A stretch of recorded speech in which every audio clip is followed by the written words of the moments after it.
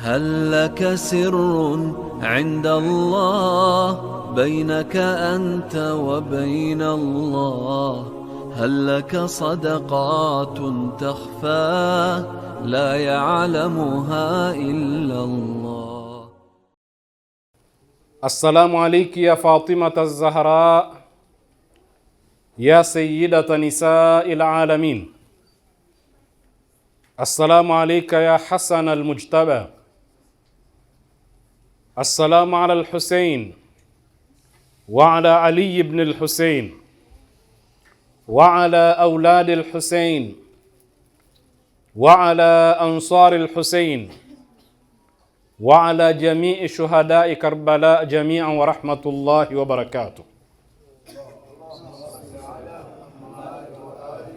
يقول الحق سبحانه وتعالى في محكم كتابه المجيد: أعوذ بالله من الشيطان الرجيم. لقد كان لكم في رسول الله أسوة حسنة لمن كان يرجو الله واليوم الآخر وذكر الله كثيرا. صدق الله العلي العظيم. Assalamu alaikum wa rahmatullahi wa barakatuh. Tabia ya mwanadamu kuiga mwanadamu mwenzake kwa vile vitendo anavyofanya mbele yake ni sehemu katika maumbile ya mwanadamu, bali mwanadamu amekwenda mbio zaidi ya hapo, kwamba hata vile vitu ambavyo anaitwa kuwa amevibuni, mara nyingi hubuni kwa kuzingatia vile anavyoviona katika mazingira anayoishi. Ikiwa mwanadamu atabuni chombo cha usafiri, sawasawa ni usafiri wa ardhini au wa angani au hata wa majini, mara nyingi umbo la kile chombo anachokitengeneza huwa ameiga vile anavyoviona mbele ya macho yake. Hii ni tabia ya mwanadamu. Mara nyingine hata silaha anazozitengeneza, vitu vingi anavyotengeneza mwanadamu ni kutokana na picha ambayo tayari anayo kichwani. Kwa hivyo hupenda kuiga. Kwa hivyo wale watu ambao wataalamu wa kujaribu kuchora gari jipya, basi ni kwa sababu kuna gari katika kichwa chake, kuna umbo ambalo tayari analo katika kichwa chake. Na ndio utaona kwa mfano vyombo vingi vya angani vina maumbo yanayofanana na wale ndege ambao wanatembea katika anga, kwa sababu ndio picha aliyokuwa nayo mwanadamu katika kichwa chake. Kwa hiyo wataalamu wamethibitisha kwamba kuiga, tabia ya kuiga, wanasema imitation, kwa mwanadamu ni sehemu katika kanuni za kijamii.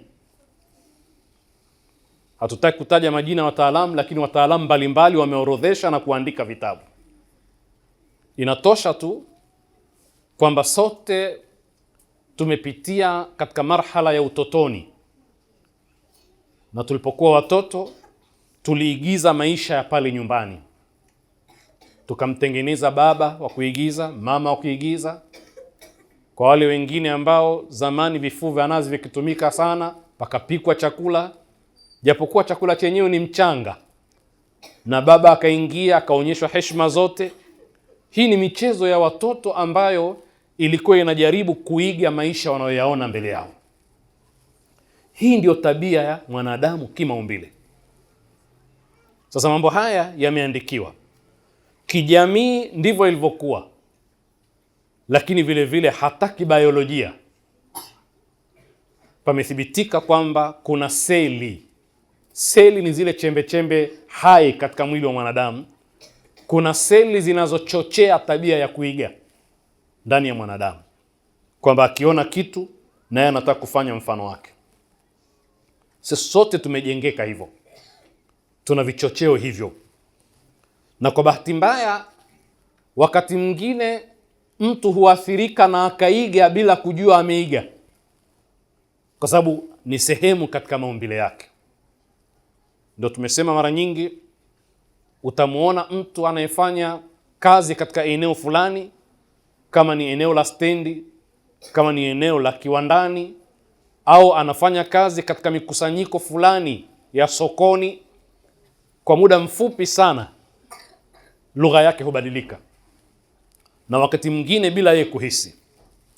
Wengine huathirika hata mwendo, huiga mwendo mpaka ukawa ni mwendo wake, na utagundua kwamba mwendo ule wala hajaurithi, hauko kwa baba yake wala hauko kwa mama yake, lakini tangu alipouiga mpaka sasa umekuwa ni mwendo wake, namna anavyotembea. Kwa hivyo kuiga ni tabia ya mwanadamu, na imeandikwa na wataalamu mbalimbali kama nilivyosema. Sisi katika Uislamu tunafundishwa na Qur'ani kwamba madhali mwanadamu lazima aige na aathirike na vinavyomzunguka, basi Qur'ani imetuteulia wa kuwaiga, kwamba hatufai kuiga kila mtu, tunatakiwa tuchague wa kuiga, na kuna maeneo tukatae kuiga. Sasa katika dunia tunayoishi kuna kitu kinachoitwa at-tafaha. At-tafaha ni upuuzi, ni kujali mambo ya juu juu yasiyokuwa ya msingi, yasiyokuwa ya kina. Hii ndio maana at-tafaha katika lugha ya Kiarabu. Na mwaka 2000 takriban, miaka kama 20 na iliyopita takriban, mmoja katika wataalamu, mkienda katika mitandao, ameandika kitabu ambacho kilikuwa ni mashuhuri sana duniani. Jina lake ni Sinaatu Tafaha, namna ya kutengeneza upuuzi. Unaweza ukaona ni jina la ajabu la kitabu hiki, lakini nini maana ya kutengeneza upuuzi? Anazungumza kwamba tuko katika zama ambazo yale mambo ambayo si ya msingi katika maisha ya mwanadamu, mambo ambayo si muhimu, yanapewa kipaumbele, yanatangazwa sana, kiasi kwamba maisha ya watu sasa yameathirika, yanajali mambo ya kipuuzi zaidi kuliko mambo ya msingi. Na kwa bahati mbaya ni kwamba utawala wa dunia umedhamiria kwamba ili waweze kutawala kwa utulivu, bila ghasia, bila wanaotawaliwa kurusha mateke, ni lazima wawatangazie sana sana mambo ya kipuuzi, ili jamii ijali yale mambo ya kipuuzi, alafu isahau mambo ya msingi. Kwa sababu lau kama jamii itashikamana na mambo ya msingi katika jamii, basi watawala madhalimu hawataweza kutawala. Kwa sababu mambo ya msingi ni maisha yetu ya kila siku, ni uchumi wetu, ni kutawaliwa kiuadilifu, ni kuhakikisha haki inatawala. Sasa kama tutashughulishwa na mambo haya, kila siku tukiamka tunaiona dhulma, tunaipigania haki, tunazungumza mambo ya msingi, basi yule dhalim hawezi kutawala. Kwa hivyo namna nzuri ya dunia kutawaliwa ni kuhakikisha kwamba sote tunashughulishwa na mambo ambayo si ya msingi. Na kule kuiga kwetu, tunawaiga watu ambao hawana mambo ya msingi, ni watu wapuuzi, na ndio wanakuwa na umashuhuri kwenye jamii. Niwapigieni mfano kabla tuendelea. Kwa wale waliokuwa katika mitandao ya kijamii, hebu nendeni kagueni tena watu maarufu mnaowajua nkina nani kupitia mitandao.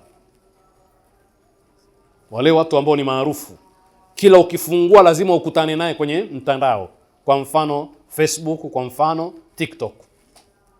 Hatutaki kutaja majina, lakini watizame wale wa Tanzania, wale wa Afrika Mashariki, wale wa duniani. Kisha ukishawaona kama ni followers wanao milioni na, jiulize pale ni kitu gani cha msingi kilichomfanya awe maarufu. Jiulize ni jambo gani la msingi analifanya mpaka limfanye amzidi shekhe, amzidi mwalimu, azidi watu wanaofundisha mapishi, azidi watu wanaofundisha mambo ya ilmu ya msingi. Utagundua kwamba anafanya mambo ambayo tunayaita ya kijuha. Anafanya mambo ya umahoka. Ndivyo vitu vilivyomnyanyua, sio? Kisha mtu yule anatumika sasa na wafanyabiashara atangaze biashara zao, kwa sababu watu wengi wanamtazama. Thamani yake ni nini? Mtu yule ni nyie nyote mnaujali ule upuuzi anaofanya, mpaka idadi yenu imefikia milioni 2, 3, 4, 5. Ndio vitu vilivyompa thamani. Sasa kwa sababu nyie milioni 2, 3 mnaifuatilia ule upuuzi ni wengi, na mimi nina biashara zangu, nataka mnapotizama ule upuuzi wake muone na biashara zangu, inabidi nimthamini yule kwa sababu yenu. Sijui kama mnafahamu haya, nadhani nyote mnaelewa, sio? Sasa majina mnayo kichwani ya mtu ambaye yuko popular, mashuhuri katika mitandao. Katizameni duniani,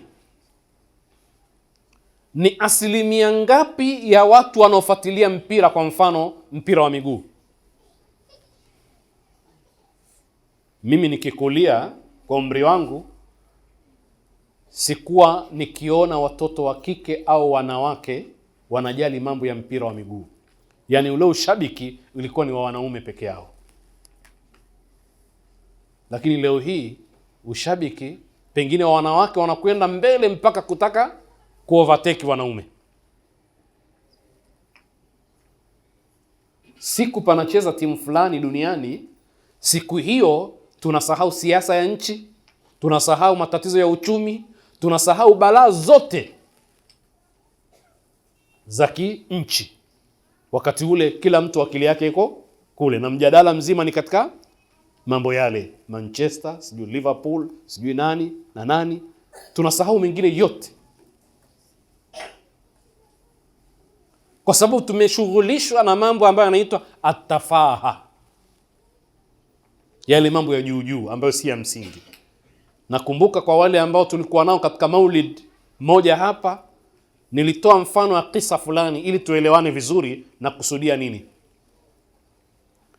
Nilitoa mfano wa yule mfanyabiashara ambaye alikopa fedha nyingi katika benki, kisha fedha zile akaenda kujengea gorofa kwa ajili ya kuweka wapangaji, na lile gorofa likawa na lift ya kumpandisha mtu juu,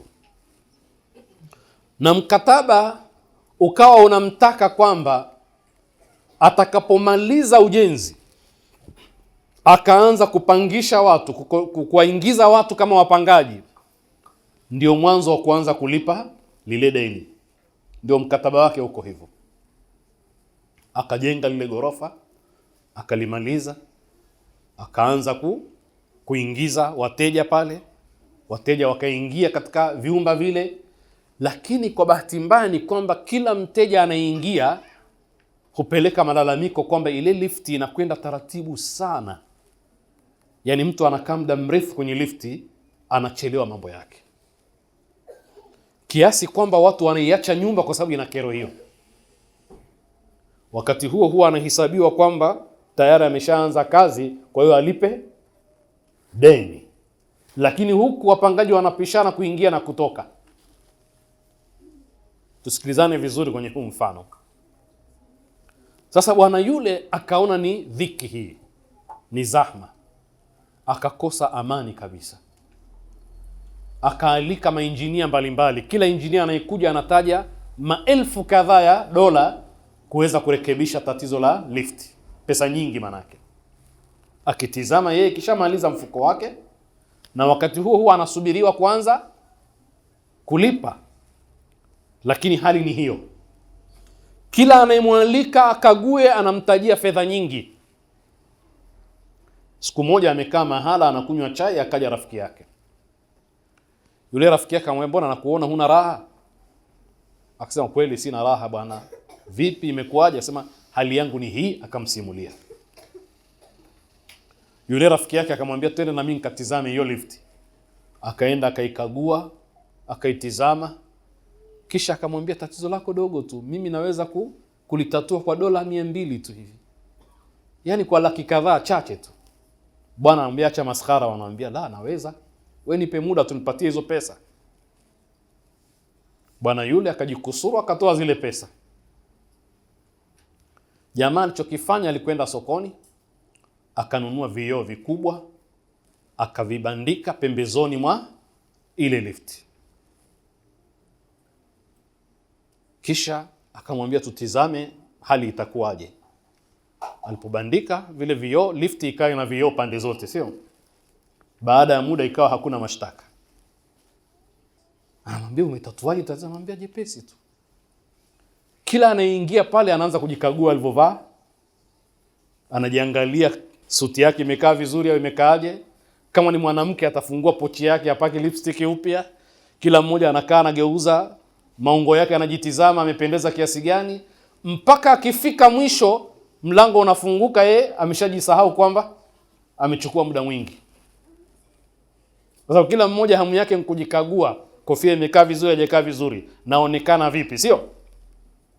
Kwa hiyo ule muda mrefu ukawa mfupi kwa sababu ya ubize wa kujiangalia kwenye kioo. Nini maana ya kisa hiki? Kwamba panapokuwa na jambo la kipuuzi humsahaulisha mtu jambo la msingi. Jambo la msingi ni nini? Lifti ina tatizo, inakwenda taratibu. La kipuuzi ni nini? Kurekebisha ndevu zako na kupaka wanja na kujiangalia kwenye kioo. Mpaka muda unakwenda mrefu lakini wewe hauhisi. Dunia katika mambo ya tafaha imetuweka hapo, kuhakikisha kwamba tutashughulishwa sana na yale mambo ya juu juu, alafu tunasahau yale ya msingi. Hebu nyie tizameni kisa cha Firauni na Musa. Ukisoma Qur'ani vizuri unaelewa kisa hiki, kwamba Musa alipotoa hoja za msingi kuhusu Mungu, kwamba Mungu yupo kwa hoja hizi, Firauni akaishiwa hoja, na waliokuwepo pale waliohudhuria wengi, sio? Washaathirika na hoja za Musa. Ikabidi awatoe pale, awashughulishe na jambo la kipumbavu, wasahau la msingi. Akamwambia, ya Hamani, ewe Hamani. Hamani alikuwa waziri wake, nijengee gorofa refu ili nimuone huyo, la'alli attali'a ila ilahi Musa, nimuone huyo Mungu wa Musa yuko wapi. Kwa hivyo ile jamii yote iliyokuwa mbele ya Firaun na iliyosikiliza ule mjadala wakatolewa katika mstari, wakaanza kuwa bize kujenga nini? Jengo refu ili wamchungulie huyo Mungu wa Musa. Haya, jengo linakwisha lini? Wakaendelea na jengo na mjadala ukaishia pale. Na hivi ndivyo dunia inavyotupeleka jamaa, sio? Sasa katizameni haya mambo ya kipuuzi tuliokuwa nayo, kadri gani yamechukua watu. Mimi mpaka sasa nahofia ili swala la mpira litatupeleka mpaka wapi, kwa sababu watu kuweka rehani mpaka wake zao tumeshaliona. Maana huyu mtu anaweka rehani mke, ukimsikiliza anaitwa Jafari, Juma, sijui Hamisi, na msikitini anakwenda. Nimeona hata kwa watu wanaitwa kuwa mashehe wanarushiana vidongo kuhusu mambo ya timu za mpira. Sasa tumefikia mahala siku hizi, sasa watu wanatengeneza kanzu ya njano na kanzu nyekundu. Yaani kanzu ile unataka iwe ya njano, maana yake unaipenda sana timu yako, na mwingine anatengeneza nyekundu. Sasa tutafikia wapi hatujui. Kuna watu wamekufa kwa pressure. kwa sababu timu yake imefungwa. Hao wenye timu, yeye hana la naqata lahu fihi wala jamal, hana chochote anachokipata. Wenyewe wanacheza zao kule Ulaya, Uingereza, sijui kule Manchester, sijui wapi, wanacheza huko. Wewe huku unaugua. Wenyewe ni kampuni inalipa watu mishahara, inatengeneza matajiri, imeajiri.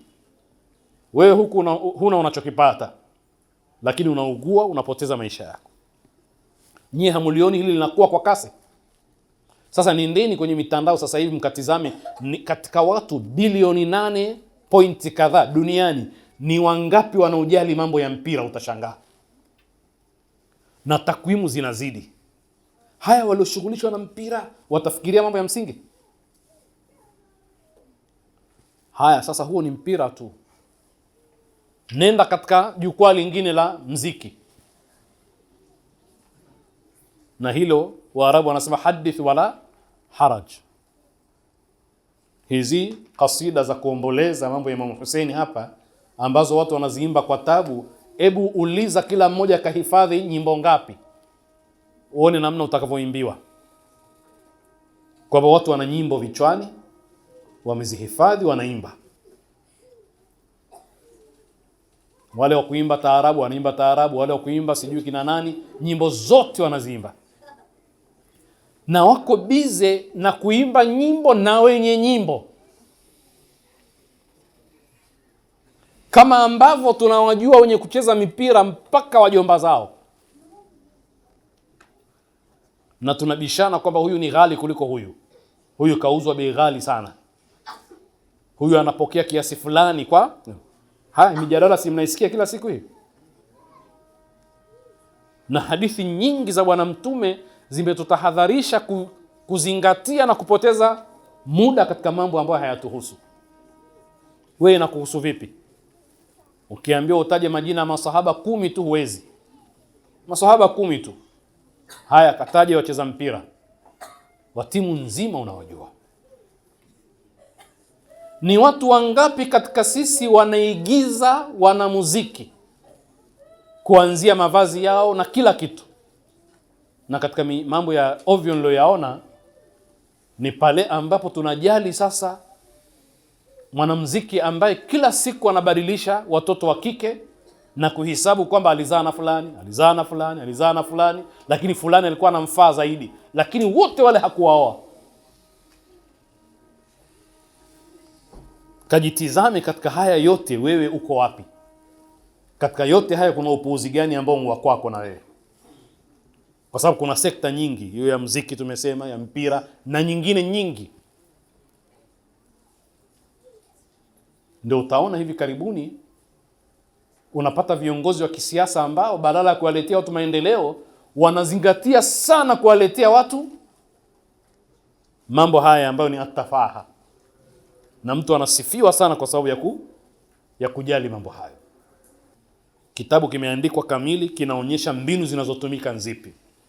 Mfano katika elimu, wanazungumza namna gani katika elimu sasa watu wanaosoma wanajali shahada kuliko elimu yenyewe. Yani elimu ya sasa hivi kitu kikubwa kupata nini? Certificate, kupata shahada yako. Na ndio utaona kwamba ile siku ya mahafali ya kumaliza chuo, utaona zile mbwembe zinazofanyika, kinachosherehekewa sio elimu, wanasherehekea kumaliza. Wanasherehekea nini? Kumaliza.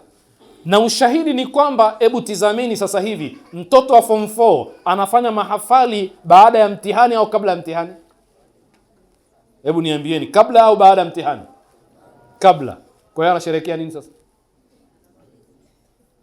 Kwani ishafaulu? Mtihani wenyewe hujafanyika, sio?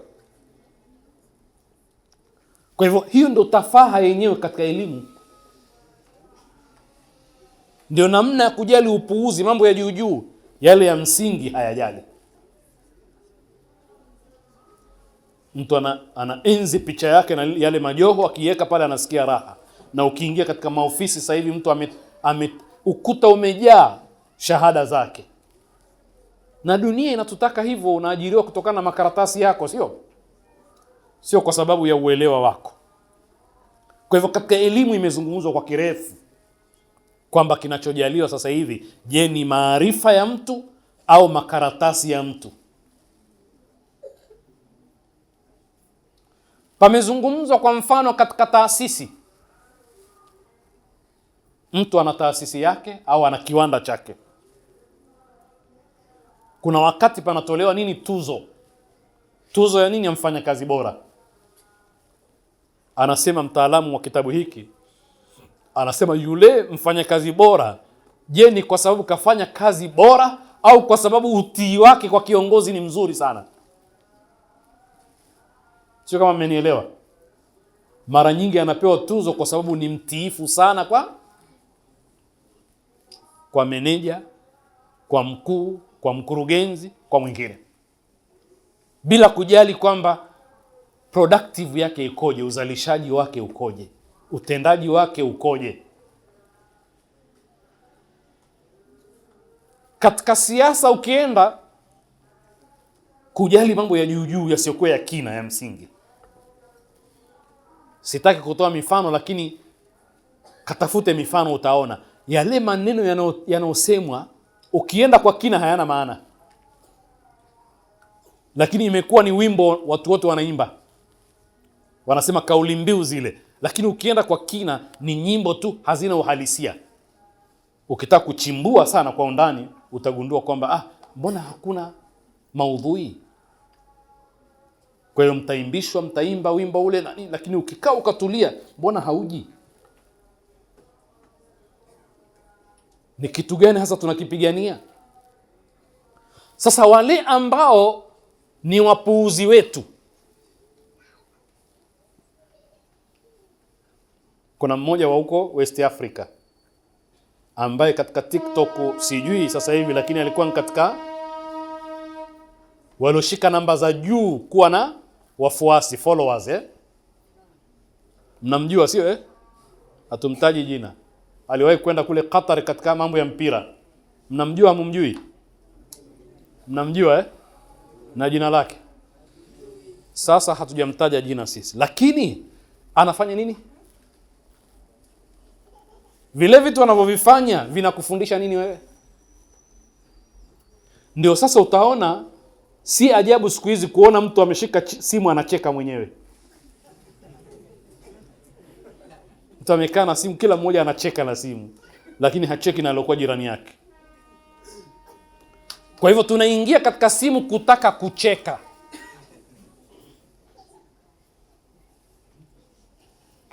Na tunatumia muda mwingi sana kwenye hivyo vitu.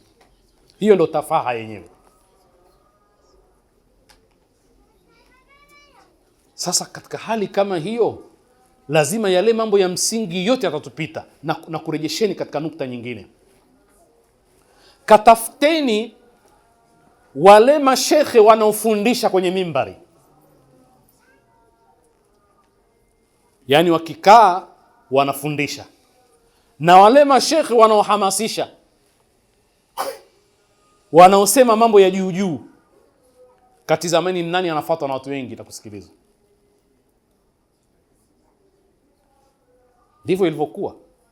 Yule anayepiga Ramadhan, wama adraka ma Ramadhan, watu hawajui ni aya wala hadithi au maneno yake hawajui. Takbir, hebu katizameni kasema nini? Watu hawajali kasema nini, sio? Anezungumza ugomvi wa jirani na jirani na mipasho, mpaka mashekhe sasa imebidi ili apate watu wa kumsikiliza lazima awe nani? Bahluli kidogo. Yaani awe na umahoka, tunasema. Unajua umahoka?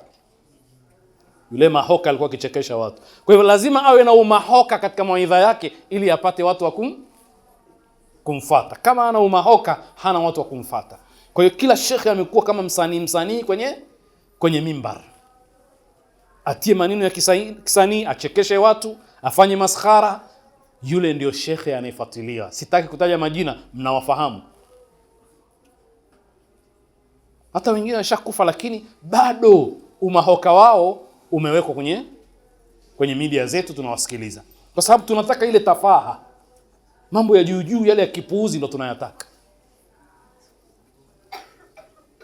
Kwa hivyo kila sekta imeingiliwa, hakuna sekta ambayo imeachwa. Sasa athari yake ni nini? Athari yake ni kwamba wale watu wote wa muhimu na wenye kuzungumza mambo ya muhimu, jamii inaweka kando, haiwapi nafasi. Wale watu wapuuzi ambao hawazungumzi mambo ambayo yana maudhui yenye kina, watasogezwa mbele. Alafu sasa dunia inakwenda wapi kwa hali hiyo? Unapomchukua tandiboy ukamfanya ni dereva, alafu dereva ukamweka nyuma, ile gari inakwenda wapi? Ndio dunia yetu hiyo sasa. Ndio hali yetu. Kuna watoto wa kike kutwa ni kusema vituko tu, alafu wanafuatwa na watu wengi. Niliona siku moja nchi ya jirani na kwetu, binti mmoja ambaye sasa anatangaza matangazo ya biashara. Wale wenye biashara zao wanamtumia kutangaza, anapata senti. Sasa anafuatwa na watu, hata mwingine pengine ni shekhe, pengine ni mtu ana heshima, anamtaka na yeye amnyanyue, sio amnyanyue kidogo kupitia akaunti yake. Na yeye ananuna, anasema mimi nilipokuwa nikianza mambo haya mlikuwa mnaniona ni muhuni, sasa mnanifuata. Yaani kwamba mimi nishafanya vituko vyangu mpaka nimefikia hivi, sasa mnathamini vituko vyangu.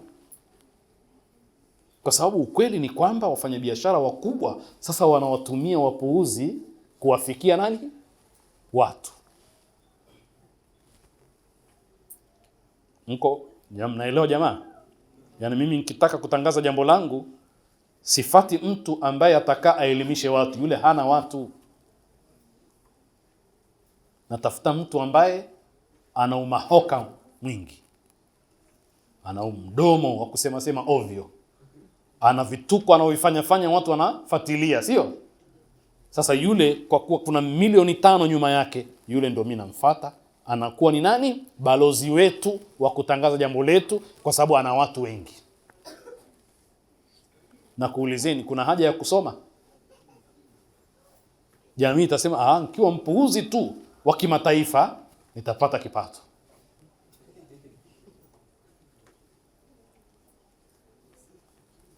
Sasa tukipelekwa tukafikia mahala media inatutengenezea wapuuzi, alafu na sisi tuna tabia nini? Tumesema kule mwanzoni, maumbile yetu tuna tabia ya kuiga. Tutawaiga kina nani? Tutawaiga hao.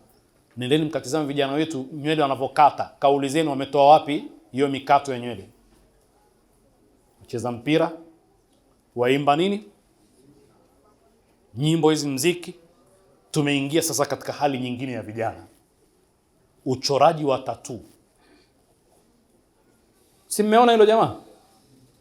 Mtu anachora mwili mzima, yaani amejifanya ni ubao, na bora hata ubao kwamba huandikwa alafu ukafutwa. Yeye akishajichora kajichora tu. Ajabu ya Rahmani ni kwamba kule kwa wenzetu kule ng'ambo, kuna watu wa sampuli ile wameamua kusilimu, anavaa hijabu yake lakini uso mzima una ramani, una michoro ya ajabu. Naamini kwamba anatamani kuondosha, hawezi. Na wewe kujiona ni wa kisasa, utakwenda kesho kwanza unaanza kuchora mkononi, kesho unahamia mkono mwingine, kesho unakwenda huku, kesho kuto unakwenda usoni, kesho unakuwa wewe mwili mzima umechora binadamu huyo. Kwa kuiga, kwa sababu mwanamuziki fulani maarufu duniani kajichora. Haya mambo tukiyazungumza utadhani ni ajabu, lakini ndio vijana wetu, na yanaweza kutokea ndani ya familia yako. Nyie mmeona mifano ya kuiga hivi karibuni. Sisi tukikulia ni juzi tu, tulikuwa tunashangaa wazungu kutembea na mbwa. Saa zote yuko na jibwa lake, mara nyingine analipakiza kwenye gari, tunaona kwenye masinema, sio? Tulikuwa tunaona ajabu. Haya sasa hivi ni ajabu. Hakuna Waswahili wa Afrika kina sisi tunaorandaranda mjini na mbwa. Unajiuliza yule mbwa anafanya kazi gani? Anamchunga? Hapana. Maana mbwa wa kuchunga yuko nyumbani, wa kuwinda mnakwenda naye porini, sio? Haya, huyu unayekwenda naye mjini ni wa nini? Rafiki Imekuwa ni hali ya kawaida jamaa, sio masala ya kucheka. Ndio vijana wetu, kwa sababu pale Arusha ukienda Clock Tower roundabout kuna watu sasa wanauza mbwa. Saa zote yuko na mbwa wake pale anawauza. Na mbwa wanauzwa ghali, mbwa wa kutembea naye. Sasa hivi karibuni mkapata taarifa kwamba kuna mmoja katika wakina dada mashuhuri Tanzania eti mbwa wake kafa akaweka matanga. Na mpaka akaja kuomba radhi kwa jamii kwa sababu yeye alikuwa anaona ni kawaida. Yaani yeye anawashangaa watu, lakini baadaye akamuingia kwamba kumbe nimefanya kituko, lakini alikuwa anaona ni sawa. Lakini ajabu ni pale walipokwenda wenzake kushiriki kuomboleza. Hapo palikuwa na ajabu zaidi jamaa. Haya mambo yakija yanakuja taratibu mpaka yakishaingia yanakuwa ni sehemu ya maisha yetu tunayachukulia kwamba ni kawaida sasa. Sisi mbwa kuingia chumbani, kuingia sebleni, kuingia jikoni si kitu cha kawaida. Lakini binadamu analala na mbwa. Alafu sisi tunatizama kwenye sinema, tumekwenda mpaka ukitaka kuendelea na wewe uwe namna hiyo. Uwe na kijibwa chako unatembea nacho, unakipa jina la binadamu. Alafu kila mahara unakwenda nacho, wenzetu wamekwenda mbali mpaka wanakirithisha mali. Wanakirithisha mali. Wewe unashangaa kurithisha, wanaoana. Hivi vitu ukivisema katika jamii yetu vinaonekana mvituko, lakini taratibu tunavichukua. Mambo haya huwa hayaji kwa kasi yanakwenda taratibu kama hivyo nilivyokuhadithieni.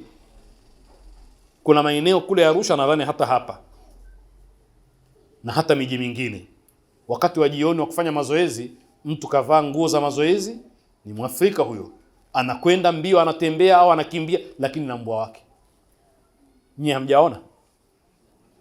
Huku makwetu tena maeneo mnaita uzunguni, na yeye akikaa kule anataka awe mzungu kabisa. Kwa hiyo lazima afanye hivyo. Anaanza kwenda mazoezini na mbwa wake. Taratibu anakwenda supermarket na mbwa, anafunga gari, anaingia supermarket, akirudi anaingia kwenye gari, anaondoka na mbwa wake. Kuiga. Sasa suala la kuiga kwa vijana ni kubwa zaidi kuliko watu wazima. Tumesema kwamba moja katika sifa za kijana, kama alivyosema Ayatullah al-Mudarrisi, kwamba kile kipindi cha ujana ndio kipindi cha kutengeneza personality, shakhsia. Anataka aonekane vipi. Kwa bahati mbaya, anataka aonekane vipi, inakuja picha ya msanii wa mziki, msanii wa filamu, mcheza mpira, sijui nani mashuhuri kwenye mambo fulani, sijui mwanamitindo fulani. Zile picha ndo zinakuja kichwani, anataka afanane naye. Kwa sababu ya ile tabia kupenda kuiga. Lakini Qur'ani inatuambia laqad kana lakum fi rasulillahi uswatun hasana. Nyie mmekuwa mna kwa mtume wa Mwenyezi Mungu Subhanahu wa Ta'ala, mna kigezo chema. Kwa hivyo sisi hatuna uhuru wa kuiga kila mtu. Tunatakiwa tuige yule ambaye anakwenda sambamba na mafunzo ya nani? Ya bwana mtume. Tulipoambiwa inni tarikum fikum thaqalaini, nimekuachieni vizito viwili, kitab Allahi wa itrati ahla baiti, kitabu cha Mwenyezi Mungu na nyumba yangu, familia yangu, ahlu baiti. Pale tulitakiwa tuwaige wale, kwa sababu hawa ni Qur'anun natiq. Ndio maana tukafundishwa kwamba nini maana ya sunna? Qaulul ma'sumi wa fi'lihi wa taqririhi. Ni kauli ya maasumi yoyote kuanzia bwana mtume sallallahu alaihi wasallam na kizazi chake, wale wataharifu, wale walotajwa. Qaulur rasuli, qaulul ma'sumi wa fi'lihi, na kitendo chake, wa taqririhi, na mahimizo yake. Jambo ambalo hajalifanya likafanyika mbele yake akalinyamazia au akahimiza lifanywe. Akilinyamazia pia ni hoja, kwa sababu yeye fi maqami tabiini, kunyamaza kunaashiria kwamba ameridhika. Na ndio maana tunaingia katika darasa ya Karbala kama watu wa kuigwa, watu tunaopaswa tuwaige, watu ambao tumeachiwa na Bwana Mtume sallallahu alayhi wa alihi wasallam.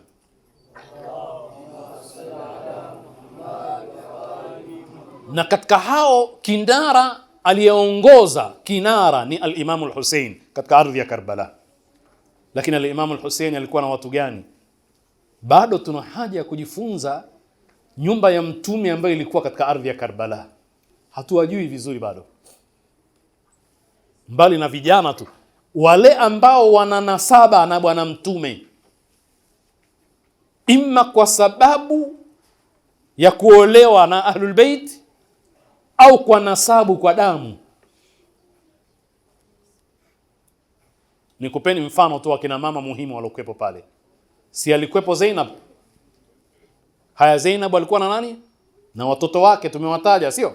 Vijana kina Auni ibn Abdullah ibn Jaafar, kina Abdullah kina nani? Muhammad ibn Abdullah ibn Jaafar, na pamesemekana na wengine vile vile. Lakini kulikuwa kuna huyu nani? Ummul Banin. Ummul Banin nani? Ni mama yake na Al-Abbas, mke wa Imam Ali. Ummul Banin alikuwa na Al-Abbas ibn Ali ibn Abi Talib na wengine takriban 4 katika ndugu zake. Ummul Banin. Lakini kulikuwa kuna mama anaitwa Ramla, mke wa nani? Al-Imam al-Hasan alayhi salam. Huyu ni mama yake na Al-Qasim, na Al-Qasim alikuwa na kaka zake vile vile ambao walikuwa katika ardhi ya Karbala. Katika mambo tunaojifunza ya kuiga vijana kuhusu hawa vijana, jana tumezungumza kuhusu heshima na adabu waliokuwa nayo, sio? Katika neno ya abati, ya ammahu, namna walikuwa na adabu ya kuzungumza. Lakini nukta nyingine, utii kwa wazazi, ni moja katika madarasa muhimu sana kupitia watu hawa.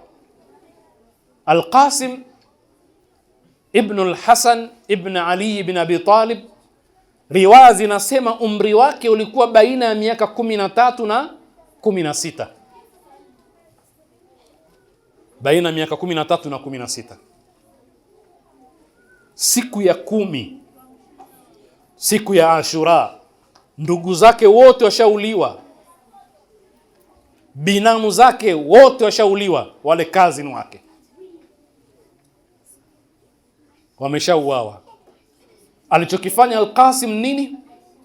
Ni kwenda kwa ammi yake Al-Imam Al-Hussein, akamuomba ruhusa ya kuingia vitani. Ndugu zangu, katika adabu tunaojifunza katika ardhi ya Karbala ni kwamba kila aliyekuwa anataka kuingia katika mapambano alikuwa akienda kwa kiongozi ambaye ni Al-Imam Al-Hussein akiomba ruhusa.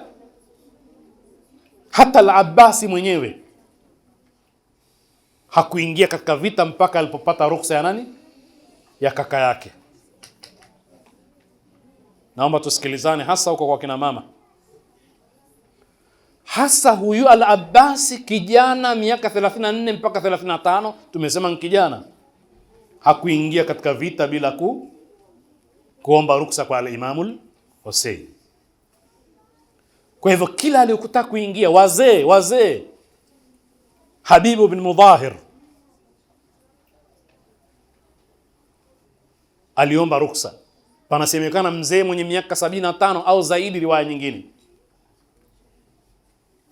anaomba ruhusa kwa Al-Imam Al-Hussein aingie katika vita, kuonyesha adabu na utii wa hali ya juu. John, huyu ambaye alikuwa ni mtumwa wa Abu Dharr al-Ghifari. Abu Dharr al-Ghifari alipokufa akahamia kwa Ahlul Bait, akawa anafanya kazi ya kuhudumia Ahlul Bait. Riwaya zinasema alikuwa John, alikuwa mtu mzima miaka 60 kwenda mbele. Kwa hiyo ni mzee John huyu, alikuwa katika vita vya Karbala, akaomba ruhusa aingie kupambana. Imam Hussein akamkatalia, lakini na yeye hakukubali mpaka akapata ruhusa, kuonyesha adabu na utii wa hali ya juu. Hawa ndio watu wa kuigwa, sio? John akaruhusiwa kuingia katika vita, akapigwa, akapiga, akafa. Kwa hivyo wote kina al-Imamu Zainul Abidin ambaye alitaka kuingia akazuiwa kwa sababu ya hali yake, lakini Ali al-Akbar aliomba ruhusa, lakini Al-Qasim ibn al-Hasan pia aliomba ruhusa. Kisa cha Al-Qasim ni kwamba baada ya kukataliwa na ammi yake al-Imam al-Hussein, alisikitika sana.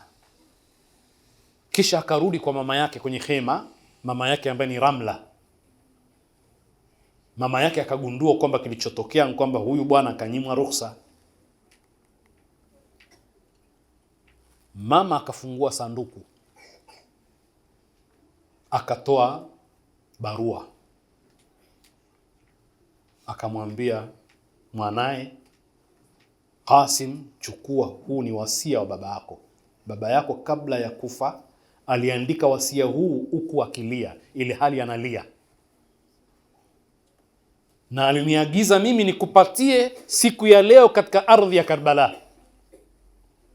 Kwa hivyo mama Ramla anampa mwanae wasia wa mume wake ambaye ni baba yake na mtoto yule, na anamwambia kwamba baba yako aliandika wasia huu ili hali analia. Haya, wasia unasemaje? Wasia wa Imam Hassan kwa Qasim unamwambia Al-Qasim, ewe mwanangu mpendwa, utakapokuwa katika ardhi ya Karbala na ammi yako Al-Hussein alayhi salam akapaza sauti ya kuomba msaada, akahitajia askari wa kupambana dhidi ya maadui, usirudi nyuma. Hakikisha unatoka mstari wa mbele kupigania, kutetea kile ambacho anakipigania ammi yako. Alipopata waraka ule anausoma, kijana huyo jamaa kafurahi kwamba ammi yangu kanzuia, lakini kumbe nina wasia wa kaka yake kwamba nisizuiwe niingie. Alichokifanya ni kunyanyua juu, akikimbia kama vile mtu kapata kitu cha thamani sana, kupeleka kwa nani? Kwa ammi yake, kumuonyesha bwana umenzuia, lakini baba alisema hivi. Mpaka akifika kwa al-Imam al-Hussein anamwambia soma. Imam Hussein akifungua anaziona ni khati za ndugu yake Hassan, anazielewa. Al-Imam al-Hussein akasoma. Aliposoma, akimaliza kusoma akalia sana, na Qasim akalia sana. Baadhi ya riwaya zinasema mpaka kuzimia. Kisha Qasim akaruhusiwa, sasa bwana unaweza kuingia kupigana. Na aliyemvalisha mavazi ya kuingia kupigana ni mama ambaye ni Ramla. Mama mwenye mapenzi ya mtoto anaweza kumwandaa mtoto aingie katika medani ambayo anajua akienda hatorudi. Akamvalisha mavazi ya baba yake. Panasemekana hata nguo nyingine zilikuwa refu kuliko urefu wake. Lakini kijana akaenda akaingia katika vita kupigana. Kaonyesha utii wa hali ya juu. Hakuingia katika vita bila ruksa kama walivyokuwa wengine. Jambo ambalo leo hii sisi vijana hatuna heshima namna hiyo na usikivu kwa wazee wetu. Kisha alipoingia katika mapambano, akapambana kadri alivyopambana, lakini hatimaye akauliwa. kabla ya kufa akipaza sauti akimuita ammi yake, mpaka ammi yake afike pale, tayari Qasim amekufa. Maneno ya huzuni sana aliyasema Imam Hussein. Sema, inaniumiza sana mimi ammi yako kuwa utaniita nikashindwa kukuitikia, au nikakuitikia lakini nikawa sina la kukunufaisha, yani siwezi kukusaidia. Fikie kadri kwamba namuona mwanangu, mtoto wa kaka yangu, kafanyiwa aliyofanyiwa, ananiomba msaada, niko huko nilipokuwa nashindwa kumuitikia, na hata nikimuitikia siwezi kumsaidia. Hili lilimliza sana Imam Hussein, akambeba mwanaye yule mtoto wa kaka yake mpaka katika mahema akina mama, akimfikisha. Wakina mama wale, kila panapoletwa kijana au shujaa ambaye amekufa, panaanza msiba upya. Wakina mama wanalia kwa sababu ya kuletewa shahidi ambaye kakatwa amekufa. Wanampakata, wanambusu, wanafanya wanavyofanya, lakini pale panakuwa sasa ni nyumba ya huzuni. Panakuwa na majlisi kama hii, panazungumzwa mambo ambayo yale ambayo Mtume sallallahu alaihi wa alihi wasallam anahimiza. Huyo ndio kijana Al-Qasim, na hayo ndio aliyoyafanya, na tutaendelea kujifunza utii na heshima na kujitolea kwa vijana wa Karbala kadri walivyofanya, kama ambao vijana wa leo vile vile wanatakiwa wawe mstari wa mbele kuhakikisha kwamba wanapigania haki, wanajitolea na wako tayari hata kupoteza maisha yao kwa ajili ya kusimamia haki na kusimamia mafunzo ya Mwenyezi Mungu. Laqad kana lakum fi rasulillahi uswatun hasana. Nas'alullaha al-auna wa at-tawfiqa lima yuhibbu wa yarda, innahu waliyyu at-tawfiq wa bihi nasta'in, walhamdulillahi rabbil alamin.